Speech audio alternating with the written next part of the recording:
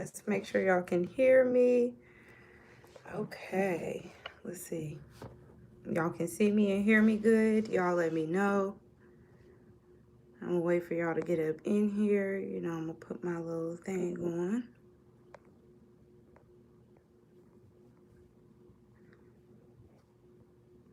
Okay. There we go.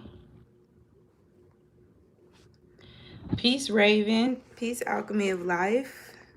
Peace. Alkalaskan Avatar. Let's hope I said that right. Benunu. Elijah. Gail. Lil Portia. Terry. Hey, Terry. King Amen. TJ. Hey, TJ. All right. I'm seeing the soul family coming up in here. Healing through nature. Hey. Peace, everyone.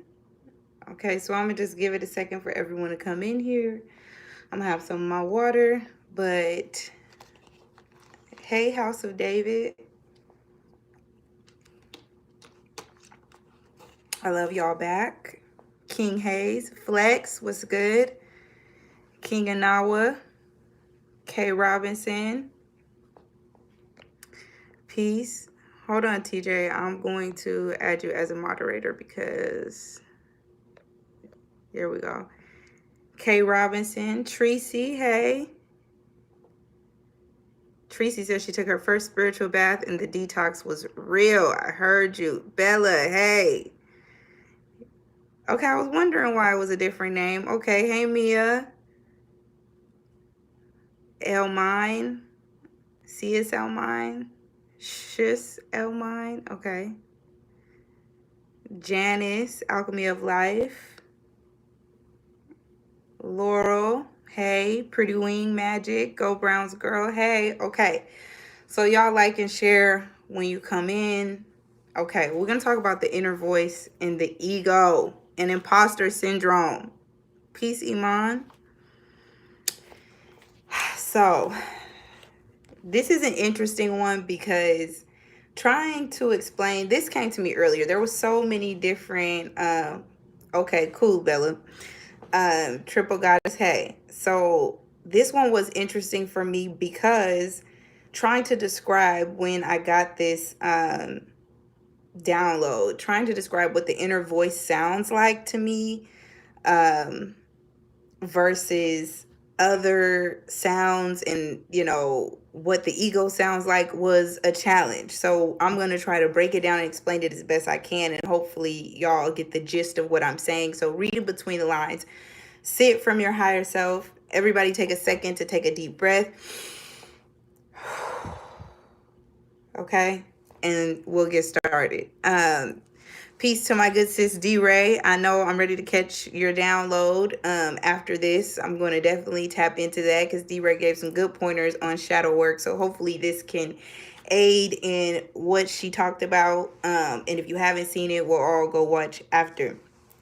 So the inner voice versus the ego. So what does the inner voice sound like? So for every person, I feel like it's going to be a little bit different for everyone, right? What the inner voice sounds like. So to me, my inner voice sounds like me, right? When I'm communicating with spirit and with the divine, it comes through as a voice that sounds like me. And this is coming from an inner dialogue, okay? TJ said it's all going to be full circle. Facts. Mansoor, peace. So, yes, we're building. Master student style. Facts. So, the inner voice sounds to me, it sounds like me, right? So, yesterday, I'll give you an example. I got an inclination, right? An epiphany, a thought, an idea to go to the bookstore.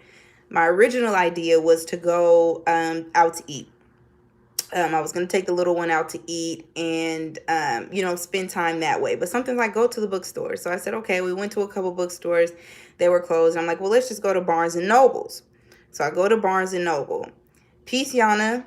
So I went to Barnes and Noble and I was like, I don't know why spirit is leading me here, right? And when I talk about the spirit and when I talk about, you know, what I heard from spirit or the information that I got from spirit. I'm talking about my own spirit. When you are communicating with spirit, you're communicating with your own spirit. This is not something outside of you. This is just your own spiritual communication, right? So I talked to spirit, my own spirit, right? And I said, okay, as I walk in, this is how I begin to build up my relationship with my spirit, right? With my spirit team, with myself, with that inner dialogue, right?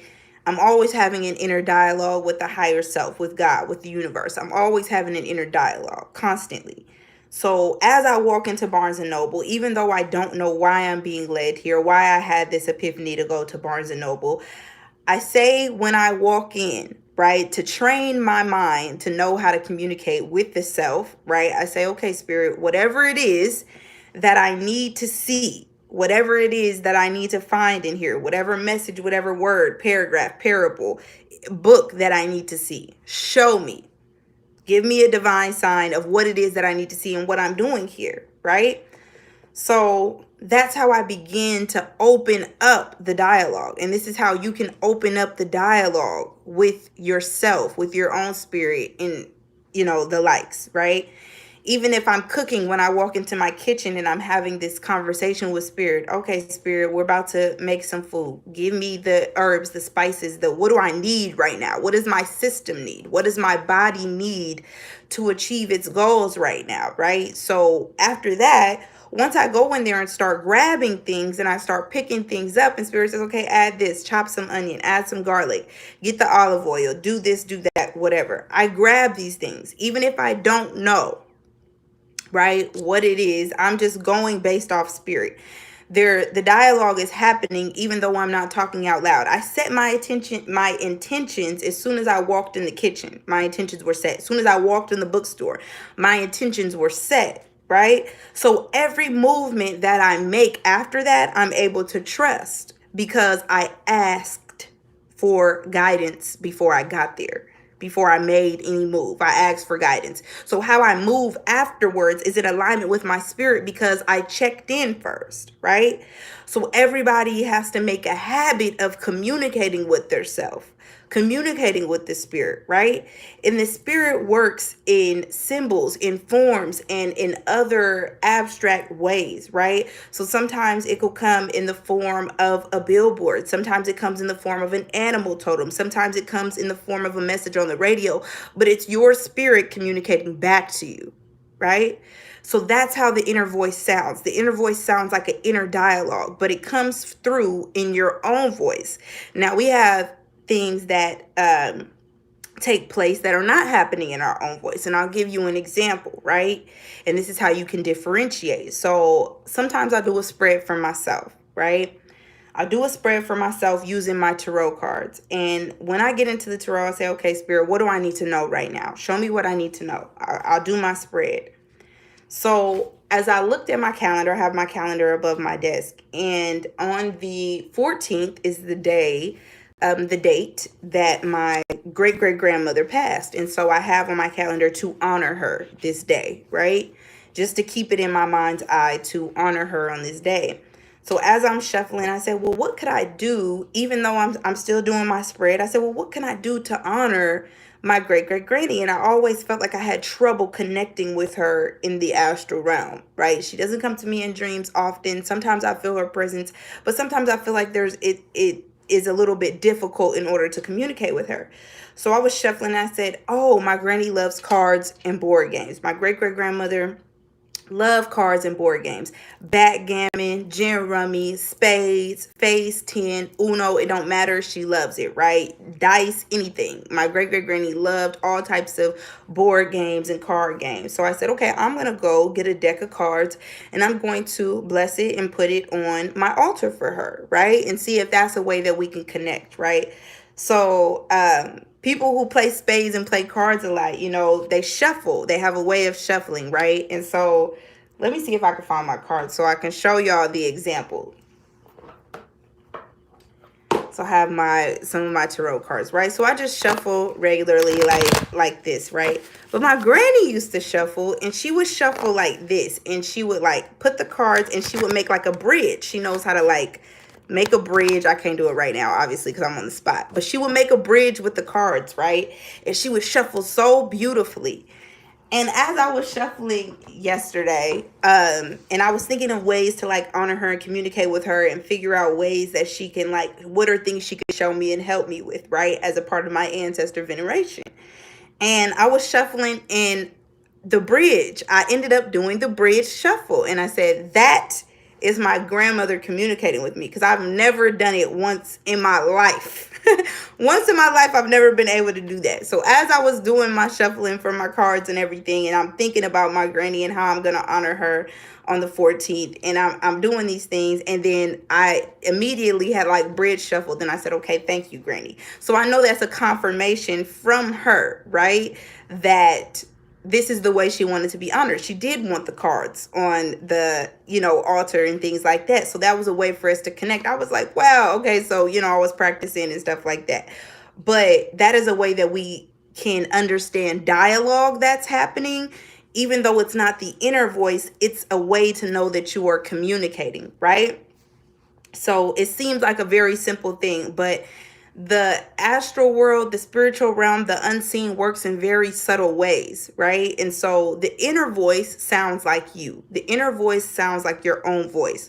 When you write, for instance, if I write out my affirmations, I am divine. I am, the energy of the divine is within me. I am balanced, whatever. However my affirmations go, when I write that out, the voice that you're hearing that in, even if you're not saying it out loud, the voice that you're writing in is the inner voice. When you're reading, okay, boom, we're back. Okay, sorry about that. I got a call. I had to put the do not disturb on. Okay, so like I was saying, the inner voice sounds like you. When you're writing or when you're reading, the voice that you hear it in also sounds like the inner voice. That's the best way I can describe it, right? And when you're getting communication through other means, whether it be the ancestors or the deities or whatever veneration you choose, it'll always come in subtle nudges. It'll come as a way of you acting it out, right? When we're getting communication from the spiritual realm, sometimes we're expecting, and I think a lot of people expect their ancestors to speak to them or to appear to them or to come to them in a dream. Everybody doesn't communicate that way. And spirit has the intelligence to know that everybody does not communicate in that way. So the ways that you communicate best, or ways that will not scare you, so to speak, is the way that spirit is going to communicate with you. So in the beginning of this journey, I used to always say through me and to you, right? Because sometimes we use others as a vessel to communicate. So as it is with the spiritual realm, right? Spirit will communicate through you. So when I go in that kitchen, I don't have to see my grandmother appear to me to know that she's working with me in the kitchen, right? I can feel, one, her energy or her presence. Two, I know that I ask for guidance. I ask for help. And subtle things that I know about her will show up. Even if you don't know your ancestors, or you may not have a personal relationship with them to be able to feel things out, you have to know that, one, if it's something that you don't know how to do in your conscious mind, you know that it's coming from the subconscious, which also sits in the astral realm. It sits in a place, right, that is unseen. So dealing with the unseen means that a lot of things have to work through you, and you have to be an open vessel in order to understand this communication, okay? So that's the inner voice, and that's kind of a brief explanation of how spirit will work through you, through the ancestors, through, others, through totems, things like that, okay? So the ego, let me see. Sorry, I'm trying to keep up with y'all here. Iman says, spirit stay communicating through her 8th grade students. Heard that. Yes, so opening up the dialogue. Jenny said, hey, Jenny, her grandpa was a farmer in Haiti and bought the shears to cut off the dead part of my plants. I bought them but didn't use it for weeks. Finally did one rising, and it felt like I've been doing it my whole life. I'm telling you. So that is how spirit works, right? Will give you, even if you don't know at the moment, even if you don't know at that direct moment what it is that spirit is showing you, it'll appear later, or you'll find out reasons why those things showed up to you, how, when, and what the purpose is, okay? So Cheers to y'all. Okay. The ego. What does the ego sound like? Does it serve you or disarm you, right? So how I used to see it is the ego serves as a form of protection in some ways, right? That's how it serves you. The ego serves you as protection, okay? But it can also disarm you through fears and worry. So the ego sounds a little bit different.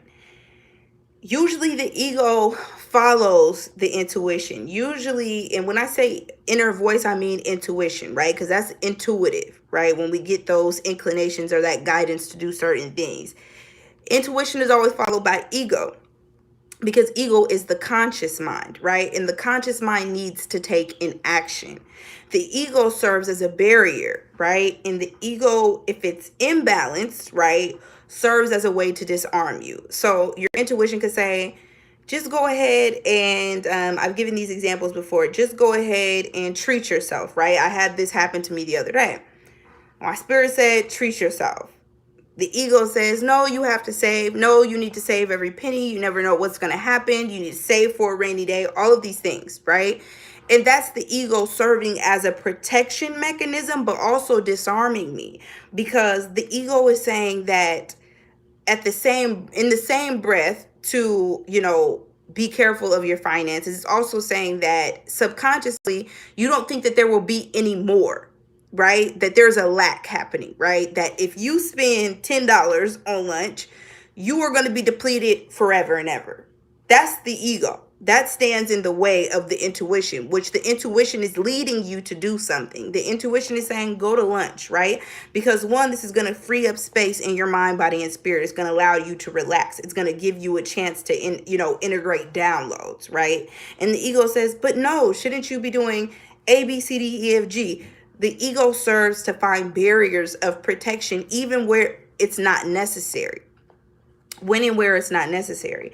So it can serve you when it's balanced as a means of protection, as in,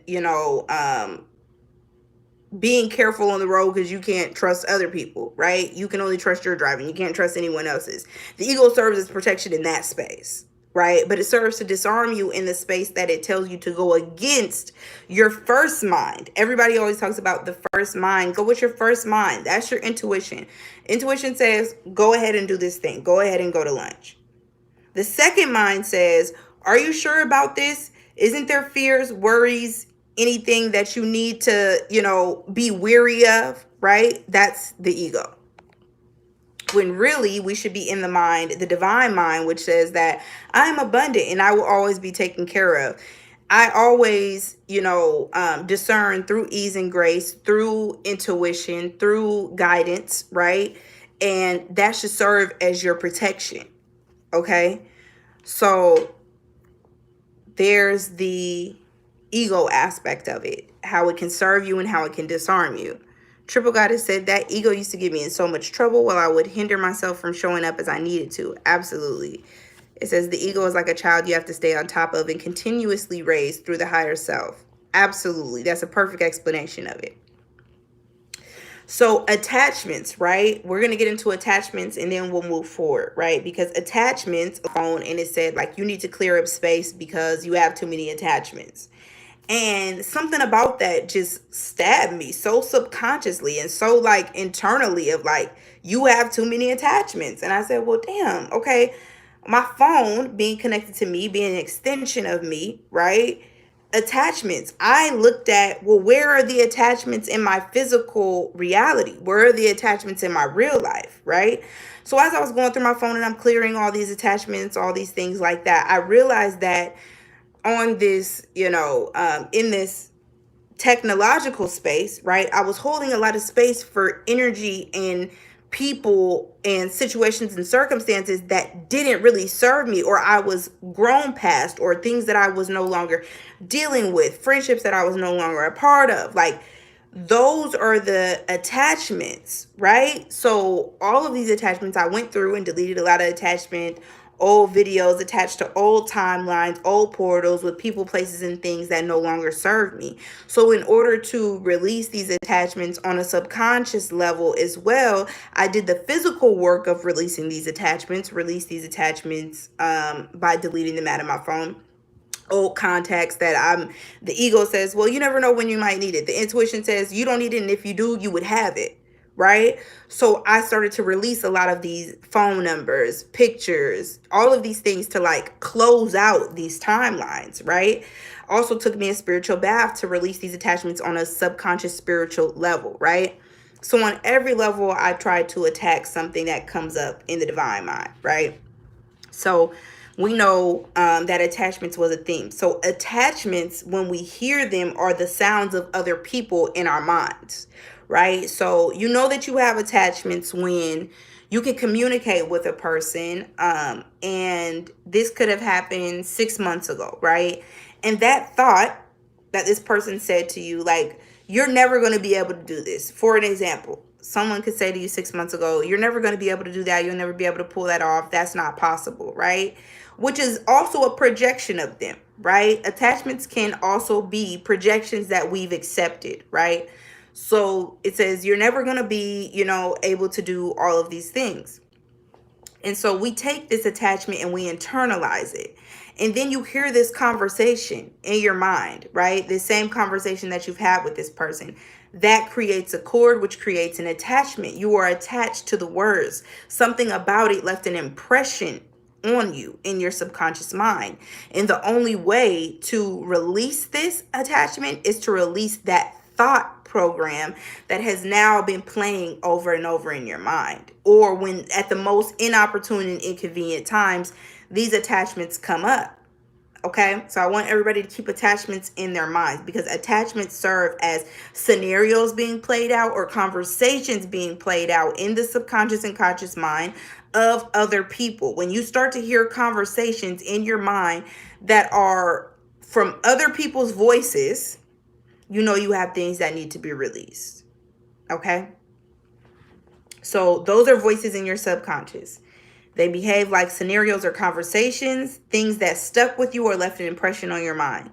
The inner voice is like a direct alert, right? Or instructions. I notice a lot of the time my inner voice, my spirit, when spirit speaks to me, spirit is communicating with me and telling me something. It's a direct alert or instruction, something to pay attention to or something to do. The inner voice is clear. It's much like the same voice we use to read or write. It comes with some form of confirmation. I want everybody to understand that. When you get communication from the inner voice, from spirit, it'll come with confirmation. And that's how you can differentiate between the ego and the inner voice. The ego doesn't have any follow-up, right? The ego doesn't tell you what you should do in the event that something happens. The inner voice, the spirit, peace man Titan, thank you, Jock, my brother Jock in here. When it comes to the inner voice comes with some type of confirmation, instructions and confirmation. Two of the biggest things that spirit will give you is instructions, confirmation of those instructions, right? So the bookstore example, I went to the bookstore, wasn't sure why, ended up looking around, found a book, right? The book was called Goodnight Ganesh, one of the deities that I work with the most. Everyone, if they're not familiar, I work most heavily with the Indian pantheon, deep connection to the Indian and Hindu pantheon, right? So I work a lot with Ganesh. And I found this book in the children's section. I was looking for books for my little one, and Goodnight Ganesh came up.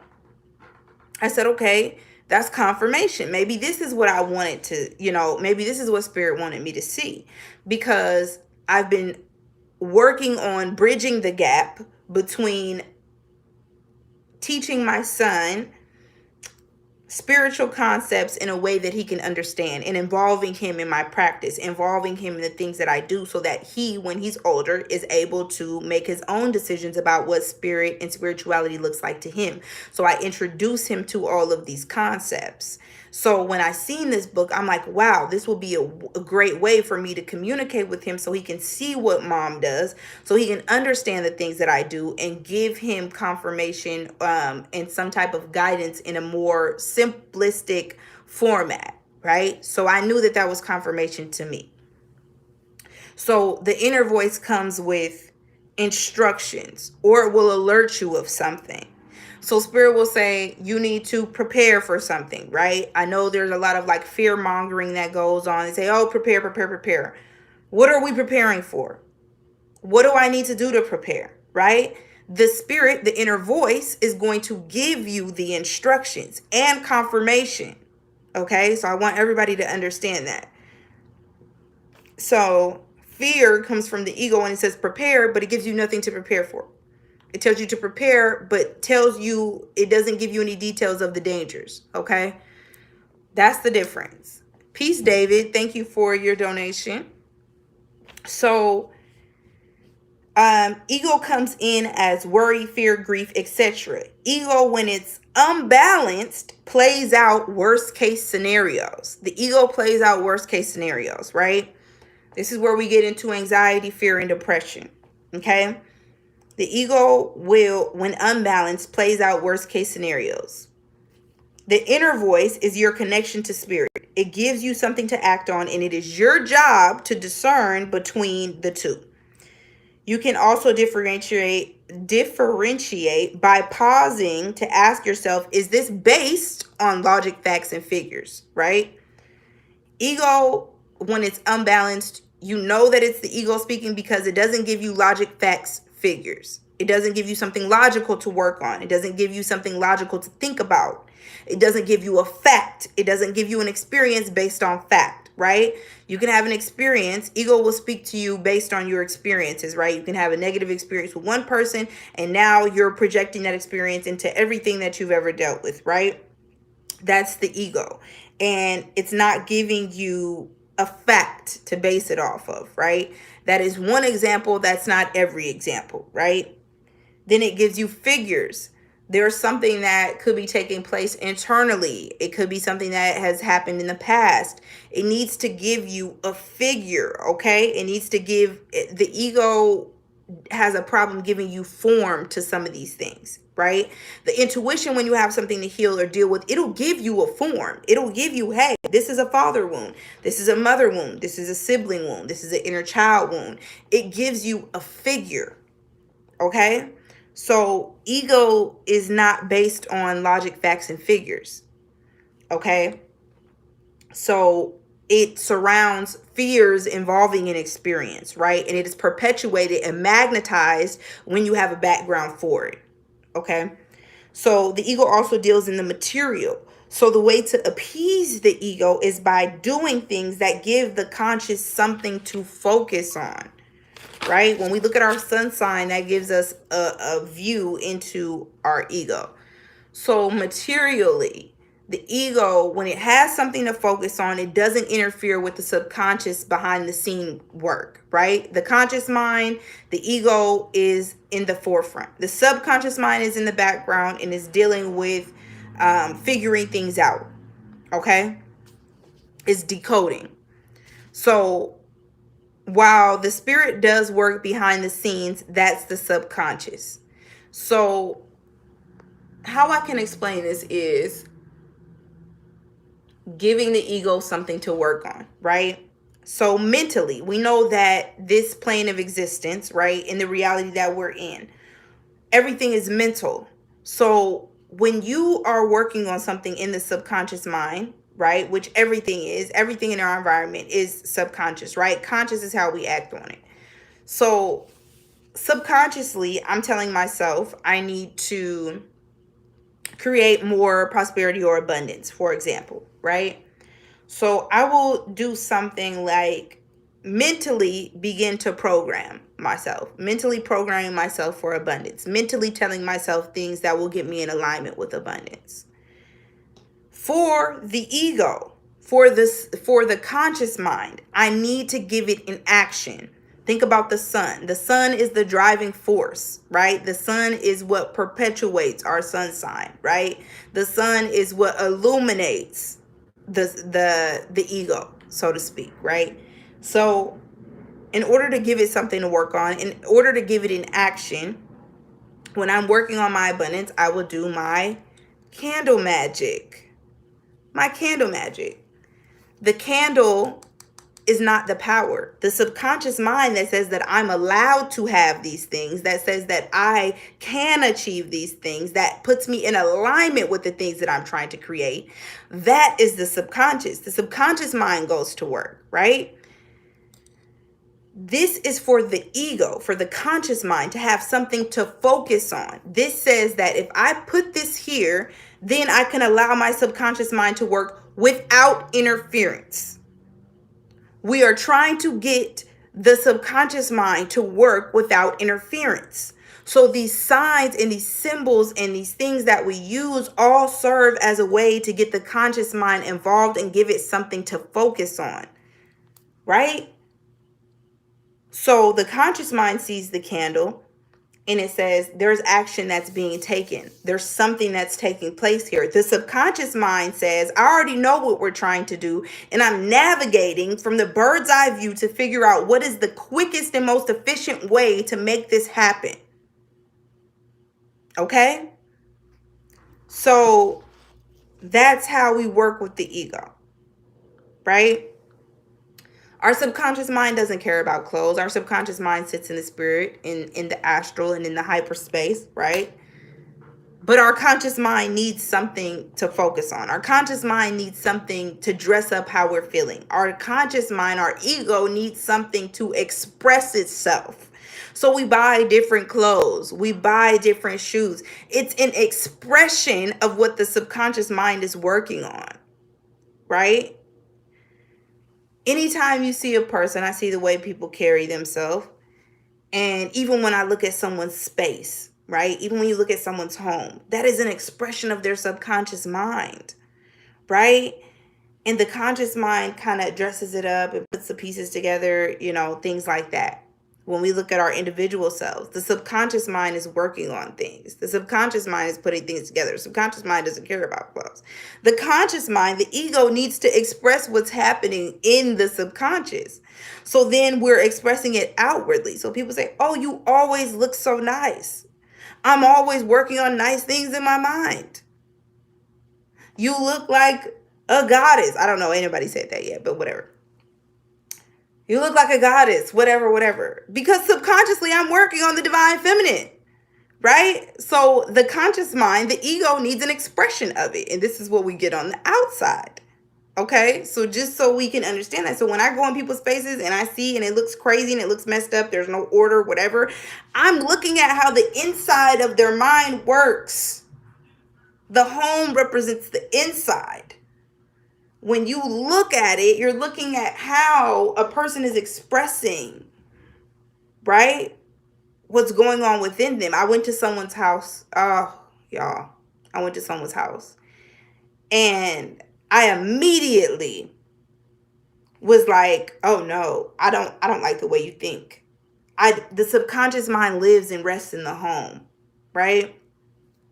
I was seeing that there was things all out of place. Open the closet. Things are falling out the closet. You got things hidden that you need to work on, right? I'm looking at that. There's things that you need to work on. There's things, you're hiding things here. On the side of the couch, there's things. On over here, there's things. In these drawers, there's things. There's things everywhere, on top of places, hidden in places. And I'm like, this is your mind. Now, I don't know if your mind is dirty or if it's disorganized or if you're all over the place, but that's what we're looking at. So you keep your space you have to keep in mind that your space is a reflection of the subconscious mind. And how you are externally is also an expression, right, of what it is that you're working on subconsciously. And you are expressing that in the physical. Okay? So that's interesting. And you can understand how you express yourself through your sun sign and your rising sign is interesting to me. And how you keep your home is a reflection of the moon space. Where your moon sits, it'll tell you how you keep your home environment, right? And when you look at the way you express yourself physically, you look at your sun sign and your rising sign, right? Those two combined. So I hope that makes sense for y'all, okay? So let's keep moving. When the ego is too loud, it creates distrust. This causes a delay in your manifestations. The reason why this causes a delay in your manifestations when the ego is too loud is because it will start to play out scenarios that haven't happened yet. Okay? And I'm going to give you an example of that. Turning anxiety into excitement. This is conversations that I've had before, right? Before I get into this, let me look back. Let me look at some of the comments so I can try to express this clearly.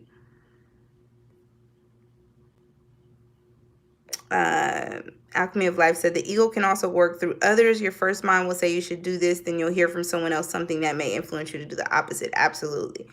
I've been actually listening to my first mind lately, and I don't always do what it tells me because I don't fully trust it. I'm trying to get better. You definitely have to trust that first mind. It is a challenge. I'm glad that this live is on time for you, Frobeats.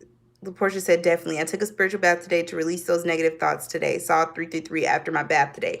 I will give y'all one good example of a ritual you can do to clear your mind. Coconut water. Coconut water and peppermint essential oil. Mix it up. Wash and rinse your head with it and say your affirmations, cleansing affirmations, and that will help to release the blockages. Coconut is good as a blockage breaker, right? And it clears and cleanses a lot of like stagnant energy. A little bit of peppermint because that's going to energize and invigorate the mind and help to cleanse and clear. Coconut water, peppermint essential oil. If you decide to take a bath and you need to, release barriers, you feel like you have some blockages, coconut milk and lime. Coconut milk and lime. Put the lime in the coconut, twist it all up. This is really good for the spiritual body. A little bit of Epsom salt, some coconut milk or coconut water, and some lime, and that'll help to release perceived blockages, okay? So, moving forward. See, now y'all done got a ritual out of me already. Let's see. Let's take a spiritual bath. 3. Okay. Synchronicity arrives after the work has already been done. Facts. Been giving Ganesh honey buns. When I get the munchies, higher channels coming through for me. I love that. Love that. Mia said, I always jump to worst case. Don't do it. I have a Ganesh statue because I felt like he was calling me to work with him, but I didn't know how to go by doing that. So I don't have an actual Ganesh statue, but I have elephants all over. Okay. The totem of Ganesh is the elephant. I keep elephants around. Keep elephants around. Use what you have, family. One of the biggest things that you can do when you're working with this, any energy is to use what you have, right? You don't have to go broke trying to be spiritual.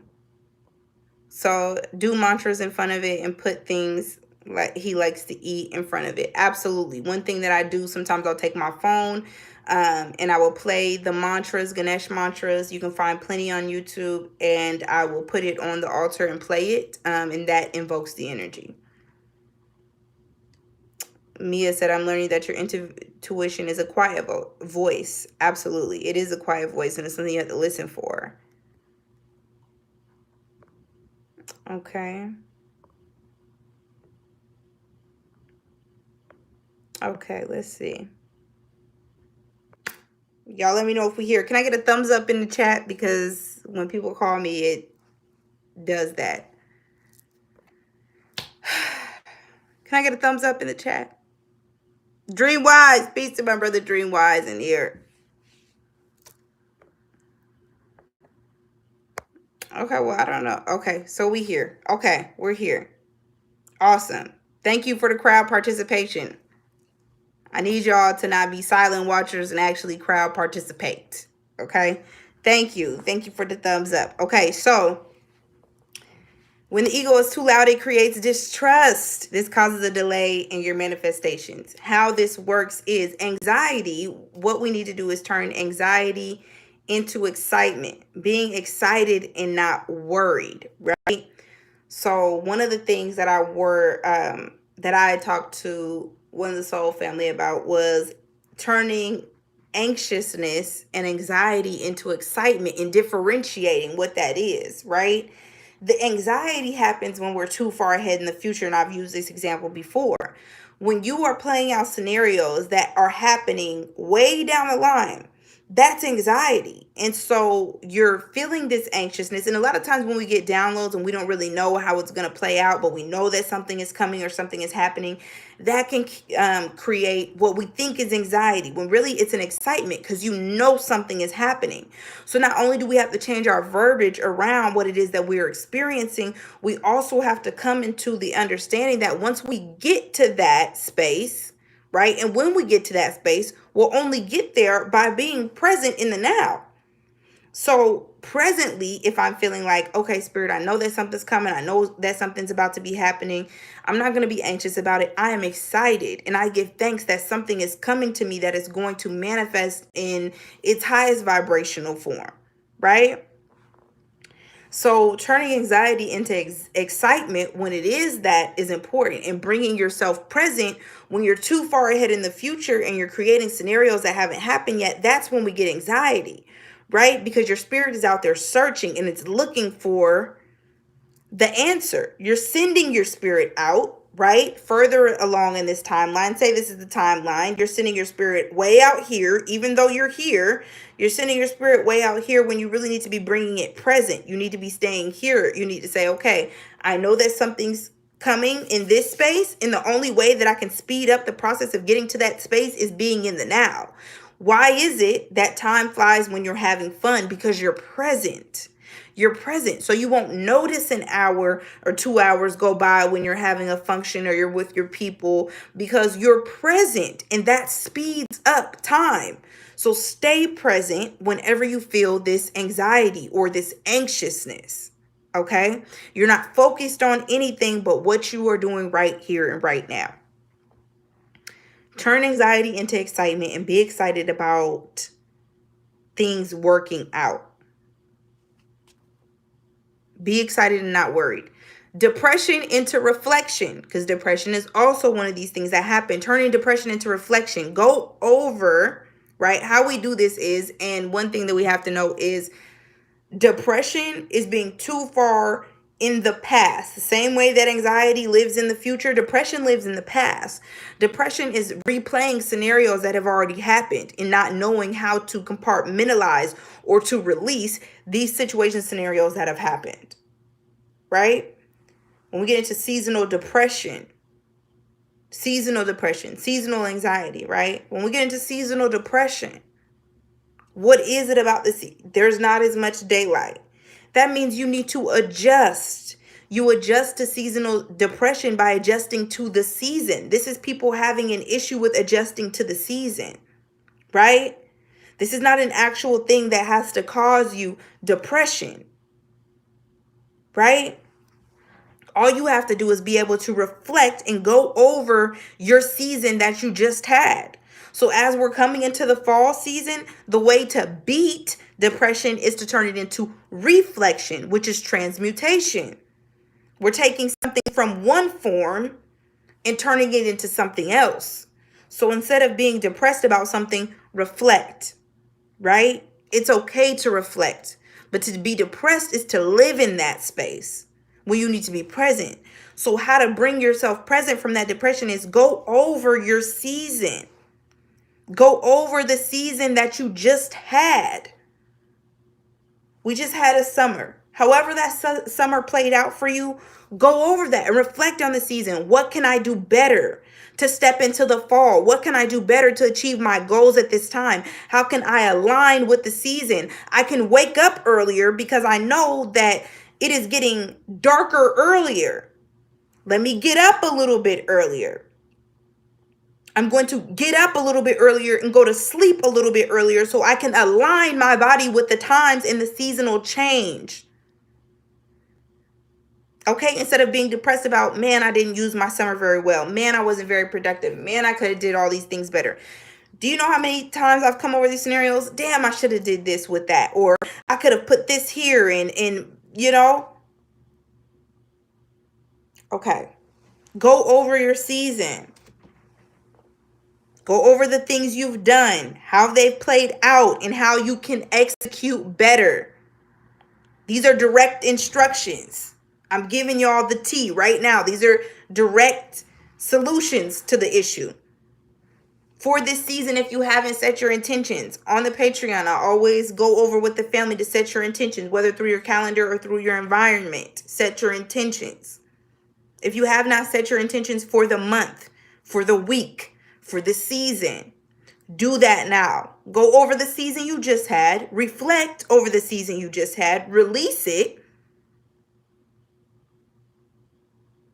How you've done things, how things have played out, and how you can execute better. Depression is a lack of positive expression. Depression happens when we're not positively expressing ourselves in some way. Okay? Depression is a lack of positive expression and zero transmutation. You haven't turned that energy into the past, something that you can use for the future. You haven't turned that knowledge into wisdom. Okay? So affirmations that you need to use to combat this is, I am enough. I am worthy. I believe in myself. I radiate courage and confidence. I am one with the divine. I am capable. I am able. I am stable in my mind, body, and spirit. Okay? That's one way that you can combat some of the energy and transmute it. Voice notes. I want everyone to practice with voice notes. Magnify the good. Magnify the good. Make notes of good things that happen throughout the day. You have notes on your phone that we all have, like a little note tablet in our phone, right? You can write the notes down, or you can make a voice note to yourself. Wow, I was at the store and something really great just happened. Wow, I was at the store and this just happened. Spirit just put this on my mind. Make those voice notes. Make those notes in your phone so you are being conscious and cognizant and putting your focus on the things that support you, that make you feel good. So Spirit can say, wow, you like that? Let me give you more of that. You like confirmation? Let me give you more confirmation.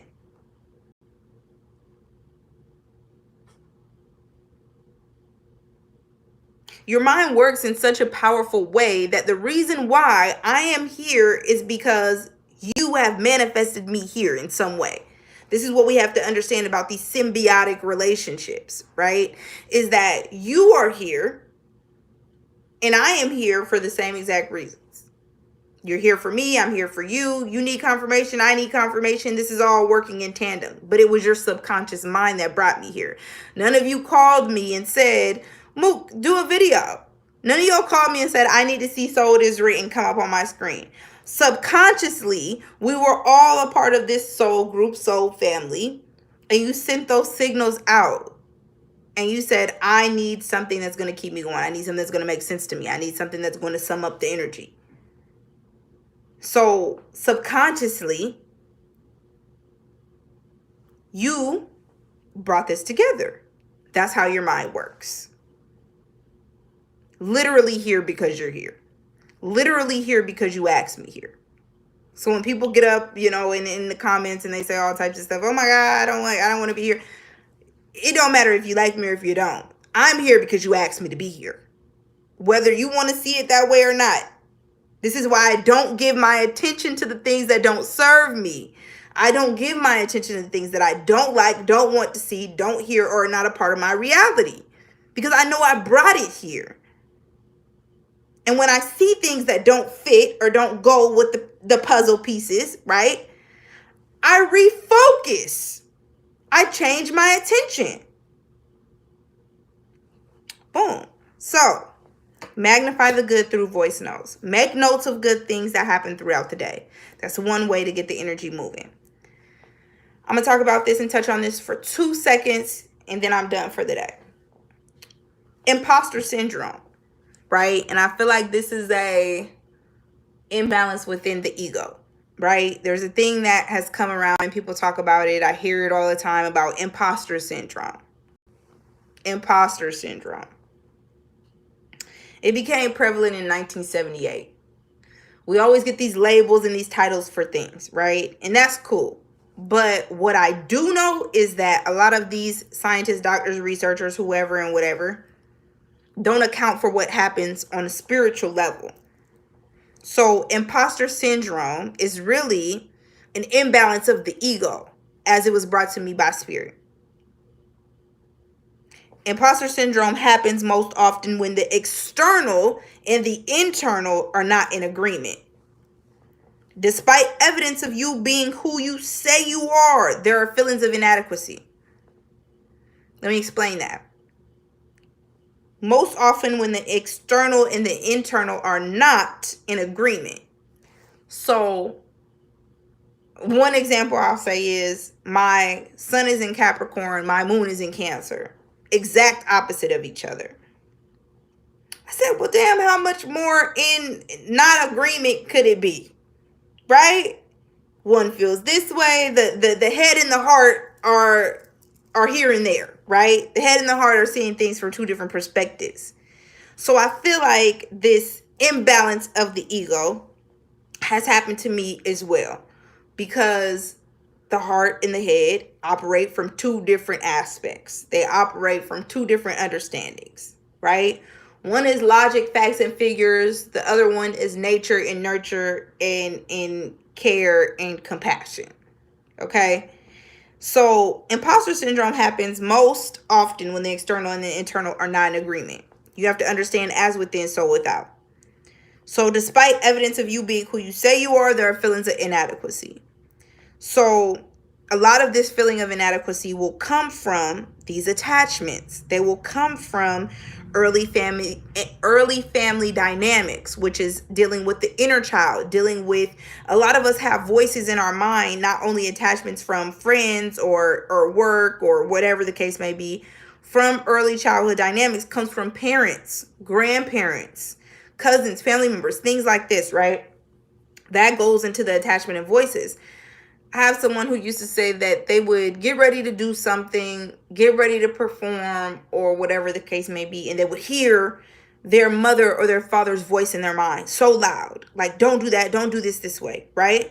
Because as a child, they were criticized often. That created this imposter syndrome, that no matter how many times they performed, no matter how many accolades, Grammys, whatever they got, they still felt inadequate. But that was the attachment to the voices, right? That's having an attachment to voices that have left an impression on you. And rather than deleting and releasing, right, these voices and these detachments from these other figures or these other people that have left an impression on our mind, you keep it there. So now you're having to not only perform, but battle with these thoughts as you perform, when you can simply just release them.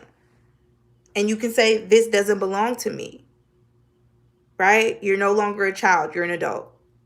And only you can be responsible for you. And you don't have to allow anyone or any voice to deter you from what it is that you know that you are capable of doing. Okay? So early family dynamics is something that people have to work on, which is the inner child, because that goes into attachments and voices. And if you know that you have that, you need to release that. Okay? Low self-confidence.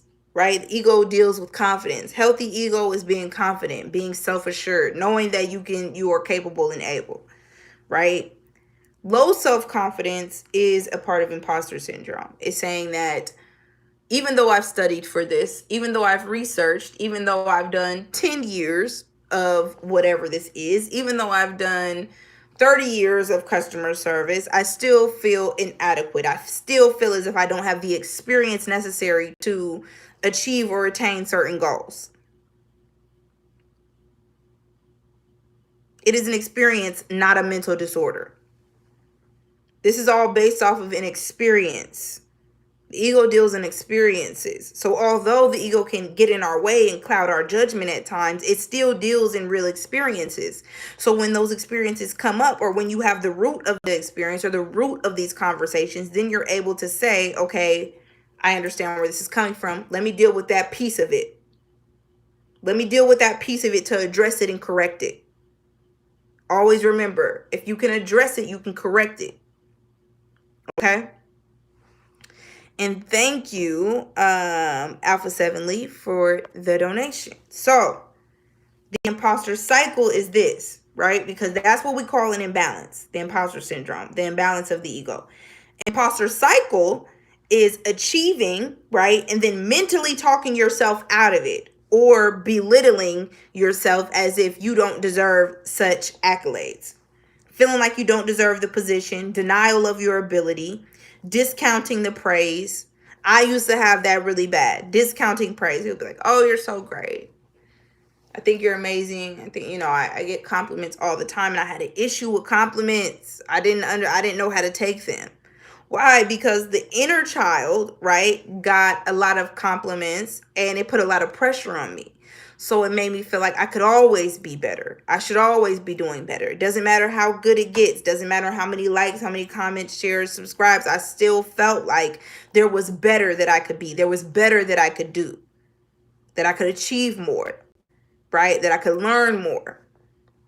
Right? When I'm perfectly perfect as I am. Is it okay to want more? Is it okay to feel like you should be striving for excellence? Absolutely. But does it stop you from knowing that right now, right here, you are still perfect? Okay? So achieving, then mentally talking yourself out of it, or belittling, feeling like you don't deserve the position, denial of your ability, right? Some people are very mentally adept and will still deny themselves. Okay? Discounting the praise. Someone will give me a compliment, and I send it back. Someone will be like, oh, you're so great. No, you're so great. You're wonderful. No, you're wonderful. You know what I'm saying? Like, taking the attention off of me. I don't want the attention on me. Now, there's many reasons for that, but we know that this started in the childhood. Denial of ability, discounting praise. Survivor's remorse also acts as imposter syndrome. Feeling guilty about your success. Feeling like, I can't be doing this well. How am I doing this well? What's the issue? Okay, so I know someone who had a really interesting upbringing, right? I once dated a football player, right? He was in the NFL. And every time we would have conversations, he would say, why me? Why me? I don't understand how I got here. I don't understand how I got to the NFL. He had imposter syndrome really bad. Like, he didn't understand how he could be where he is, right? And I used to tell him all the time, stop saying that. Like, stop saying that you don't, like, you here because you're supposed to be here. In my mind, it's simple as that. You worked hard for it. You went to high school, you played. You went to college, you played. There was work put in behind this. You were drafted. Now you're in the NFL. It was A, B, C, D, E, F, G to me.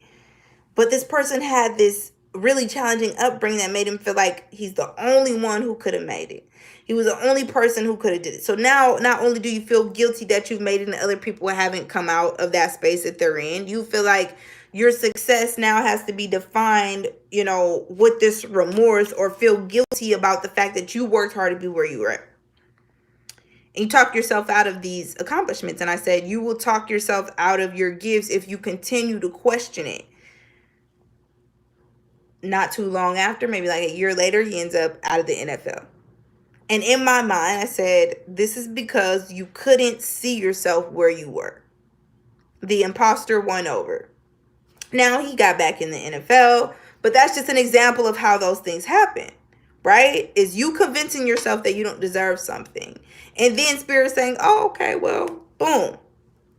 You don't think you deserve it. You don't know how you got it. Well, we're going to take it away from you. You're not ready for this, right? SMH. So, survivor's remorse deals with imposter syndrome, feeling guilty about success, a fear of failure also, and a need to be special, right? That also deals with the imposter syndrome. You have to be the only one. You have to be the best one, things like that, versus just being who you are to its highest degree. Okay? So, what are you reinforcing to your mind? And taking back your attention through repetition. Allowing the only thing you see, hear, or digest be what you need to grow out of your cycles. Take back your attention through repetition. Allowing the only thing you hear, see, or digest be what you need to grow out of these cycles. Now, we have to understand this as it is there's a lot of things that are fighting for your attention right now, whether it be Netflix, internet drama, the news, the jab, the whatever and however, everything, is fighting for your attention. Absolutely everything is fighting for your attention. You take your energy back by literally inundating your mind and literally submerging your conscious and subconscious mind in things that will support you and support your growth. When I first got into this path, I used to do this all the time, right? Where if I got in the car, I was listening to my meditation music, right? And I learned this from someone who, an old friend of mine, used to do psychology before I even got to college. When we would be in the car, he would play these like TED Talks. He would always play these like random TED Talks, and I would be like, "Why do you always listen to this every time we get in the car? Like, don't you want to play some music?" This when I'm still in high school, and he was in college, and he was like, psychology says that even if you put it on, you're not listening to it. Your subconscious mind is catching on to it, right?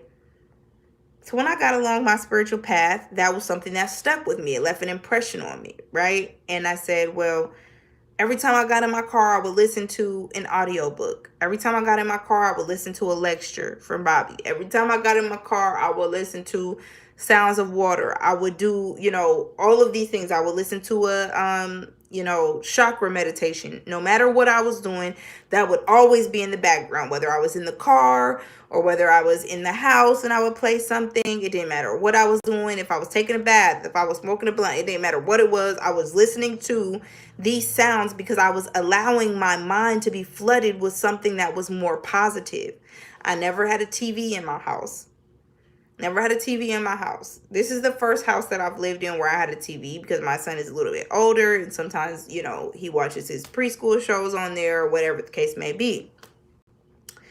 And I'll get into a space where my mind is busy and I need something to look at, or there's some decoding to be done, right? But I never had a TV. I would always just listen to music. I would listen to these affirmations. I would listen to all these things. And it was the only thing that was going in.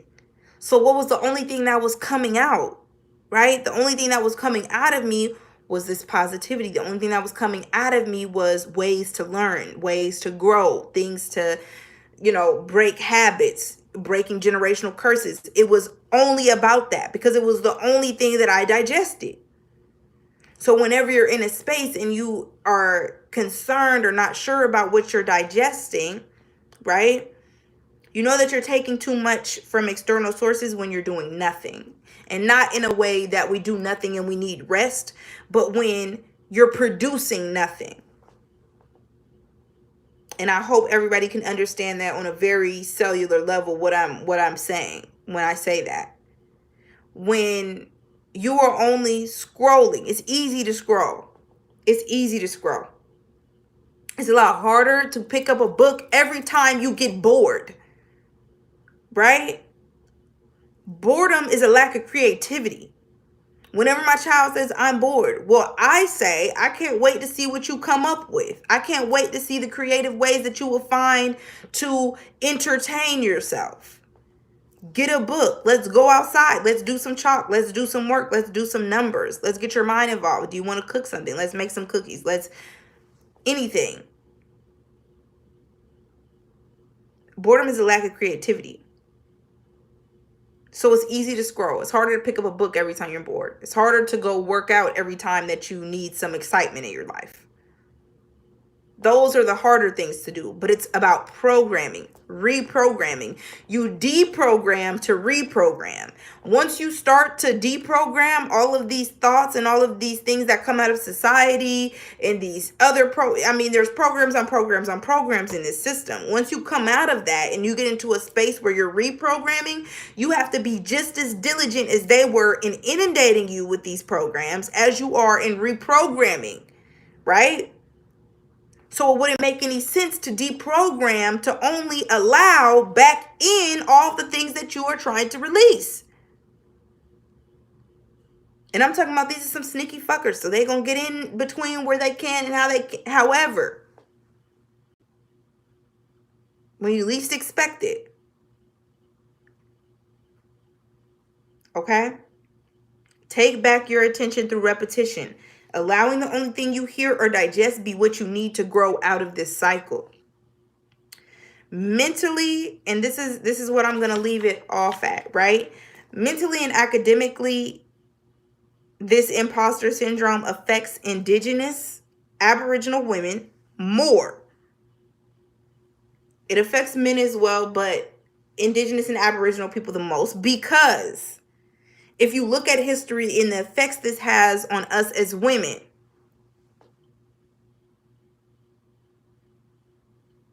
when I was in elementary school, I went to an all predominantly white institution.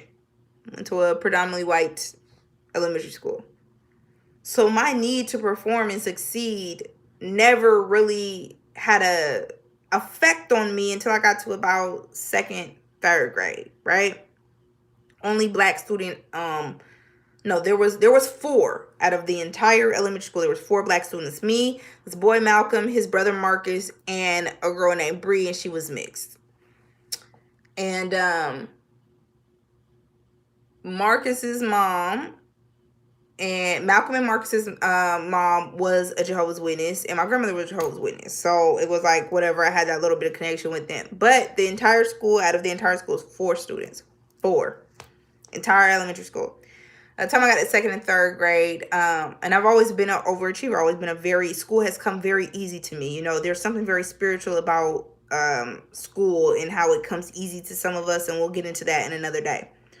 Because I feel like that has something to do spiritually with the fact that they label and mislabel children ADD and ADHD and all these different type of things, when really it's just you've done this before spiritually 50 times and you're tired and you're bored of it. But anywho, school was easy for me. So by the time I got to like second or third grade, being at a predominantly white school, I remember them giving me work that seemed to be like easier than the other kids. And I remember being at school like, why the fuck? Why I got this paper with 20 questions on it? They got the paper with 100. And she's like, oh, well, everybody has to like work their way up to the 100 questions. And I'm like, nah, I can do that. Like, if that's where the whole class is, give me the work that where they're at. So she literally every day for a week would give me the work starting with like 10 problems. You have to finish all these problems in under a minute. She give me the 10 problems, then she'll give me the next day. I got the 20 problems. I finished it first. Boom. 20 problems. Finish it. Boom. 30 seconds, flat, finish all these math problems. She gave me another one. Finally, on the 7th day, after doing all this shit, she gives me the 100 problem math problem page. You finish it in under a minute, you get a prize, you get to be a star student, whatever. This is like in third grade. Second grade, maybe. And I said, okay. She's like, well, if you finish it under a minute, you know, whatever, you'll get a prize. You get to pick a snack from the snack drawer, you get your star or whatever. So she gave me that paper, doing the math problems. So, boom, boom. But y'all, I'm killing it. I'll never forget. I killed them kids in that class. I'm talking about stood up. When you're done, you stand up. I stand up. It's nothing. Boom, I'm done. She come over me, shocked. She's shocked. I'm wondering why she's shocked, because my granny tell me all the time, like, you smart, you know, whatever. My granny gave me those affirmations. Like, she didn't expect nothing else. It wasn't even that my grandmother thought that I was just a very smart child. She just didn't expect anything less. So when I went in there, boom, she comes over. Oh, did you finish them all? She want to check the paper. Let me check. Yeah, it's done. Yeah, and it's all correct too. Check it. Goes to her desk, checks it all. It was all right. Wow, you were the first person. I was late to school this year because my dad was, you know, we moved around a lot. So, you know, this is like 3 months into the school year, and I was late. I'm the last student to join the class and everything like that. Boom. finish it. Oh, she's the first one to finish. The kids in the class was looking at me like, I know she did come up there and finish before all of us. And yes, and I'm done. And give me 2 pages tomorrow, because I'm about to do that too. So it was, but that's how the imposter syndrome starts with us, because not only people of indigenous descent and background, but people of, women especially, men and women especially, we have this need to prove ourselves, or we have this need to be successful in these spaces that doesn't relate to luck, right? Affirmative action made people feel like we were only in certain spaces because of luck, not because we actually deserve to be there, not because of hard work and discipline, but because of luck or happenstance or affirmative action. So when we get into these spaces, it's like, oh, well, I just got lucky. No, you didn't. You worked your ass off. You were diligent. You were smart. You were intelligent. You were a cut above the rest. And that's how you got to where you were, not for anything else. But I battled with that. I battled with that growing up, because I said, well, why are they expecting me to not be who I know I am? So it took me a long time to deal with that shadow, because it creates a shadow. The imposter syndrome creates a shadow, right? And it says, oh, well, you can still do better. Even though I'm the best in the class, I'm still saying, give me more so I can show you just how great I am. Even though I'm great as it is, right? And still give me more, because I'm going to show you I'm going to do that too. But that has nothing to do with them and everything with me, because I was internalizing their projections of, there's no way that this little black girl, right? There's no way that this little black child could possibly be, out of all of these students, be the one to get this done. So I dealt with that repetitively over the years, right? And so it took a lot of reinforcement amongst myself to say, I absolutely deserve to be in the spaces that I'm in. And that's a healthy ego, to say that I've worked and I put in time and effort for over 10 years. Over 10 years doing the work that I've done. I'm lying. 14 years. I think I started doing, when I started speaking? I started speaking when I was 14, 15. Yeah, about going on 15, 16 years I've been doing this. I've been putting in that work. So for me to discount or to minimize the work that I've done, and I've done that, and I talked about that with the PTSD and the family and generational traumas and things like that in the other videos. I can't tell you where it is. Just go look for it. But I talked about that before. And the thing is, we absolutely deserve to be where we are in these spaces. And I want everyone to be healthy in the ego and confident in the fact that you belong in every space. And I've worked for all these years, and you've worked for all the years doing that. You're doing whatever it is that you're doing. And because you choose you, and because you have a connection to your mind, body, and spirit, you are absolutely supposed to be where you are. So I'm gonna leave it at that. But this is important, because the research says that it affects indigenous and aboriginal people the most. So we're going to get some of those things in check. We're going to get these things in check.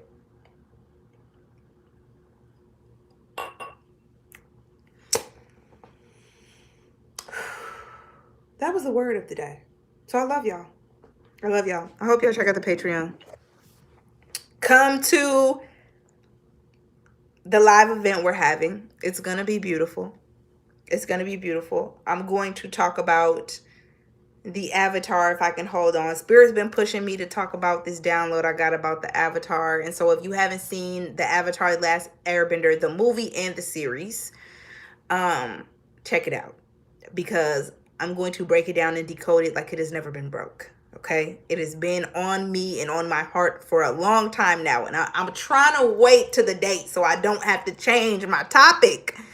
But I'm telling you, it's a good one, and it's so many different, aspects of that I want to speak about. So it'll be good. Y'all check out the Patreon. We got more work to do over there. Check out the webinar. If you can't make it to Houston in person, check out the webinar. The webinar will be available. What else? What other things that I'll have for y'all? The webinar, the live, it's going to be November 26th in Houston if you can make it. If not, yes, there is a webinar. I think that was all of it. Patreon, y'all hit me. Cash App.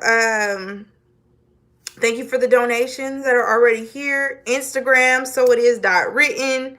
Thank you, Mansoor, keeping me on track because I completely was forgetting everything. If you need to email me, if you owe me a follow-up, right? If we've booked a session and we have not done our follow-up, book a follow-up session and call me so I can get my updates. I still need that. TJ, I think you are one that needs to as well. I'm pretty sure with Mercury retrograde, and I hate to blame things on Mercury retrograde.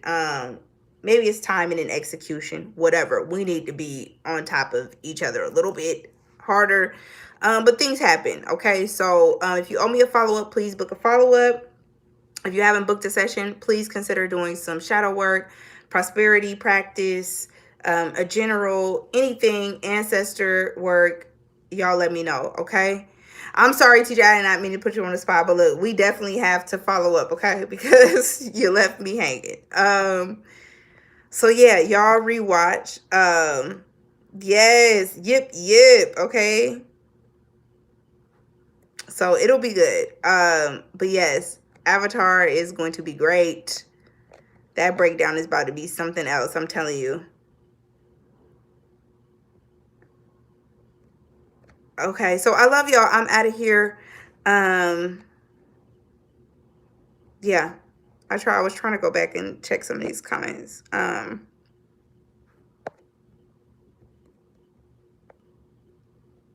Lupreciana, I didn't even see you in here. Okay. Yeah.